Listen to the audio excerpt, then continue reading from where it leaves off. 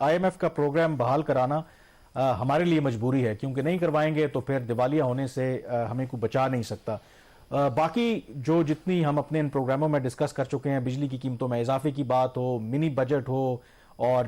باقی جو معاملات ہوں، وہ تمام شرائط جو ہیں وہ حکومت نے مانی ہے۔ اس کے باوجود IMF کا پروگرام جو ہے وہ ابھی تک بحال نہیں ہو رہا، اور ایک جو سب سے اہم کنڈیشن تھی شہباز، وہ یہی تھی کہ جو ہمارے دوست ممالک ہیں، جو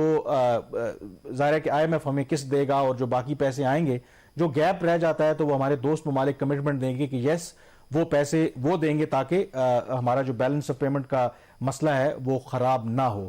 تو اس حوالے سے سعودی عرب کی طرف سے اب گورنمنٹ یہ دعویٰ کر رہی ہے کہ کچھ پازیٹیو انڈیکیشن آ رہی ہے کہ وہ پیسے دینے کے لیے تیار ہو گئے ہیں۔ تو ڈو یو تھنک کہ اگر وہ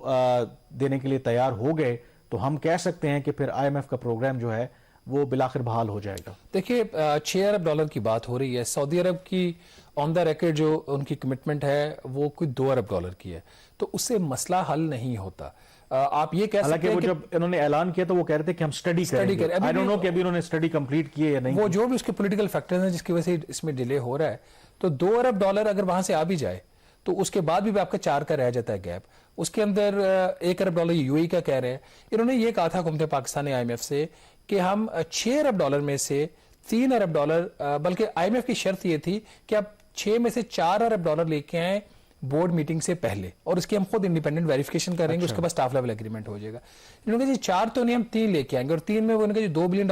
سعودی عرب سے اور 1 ارب ڈالر جو ہے وہ UAE سے لے کے آئیں گے۔ لیکن IMF اس کے اوپر مان نہیں رہا تھا، بیچ میں خود حکومت نے اور زیادہ کام خراب کر دیا پیٹرول کی سبسڈی کا، اس کے بعد ان کے مذاکرات ہی نہیں ہوئے،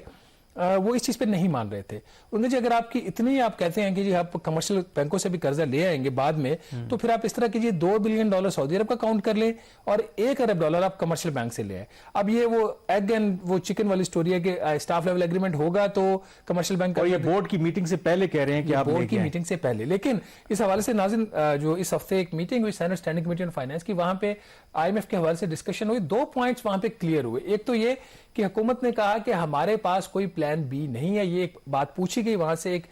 PTA کے سینیٹر ممبر کی طرف سے کہ اگر IMF کا پروگرام نہیں ہوتا تو آپ کے پاس فال بیک آپشن کیا ہے۔ تو اس کے حوالے سے جو ڈاکٹر عائشہ پاشا ہے، minister of state for finance, انہوں نے کہا جی کہ ہم تو یہ سوچ ہی نہیں رہے کہ ہم بغیر IMF کے کام کریں گے۔ اور اس کے ساتھ ہی انہوں نے کیا کہا، اس کے بعد جب میٹنگ ختم ہوئی وہی بات انہوں نے آن دا ریکارڈ کیمرے پہ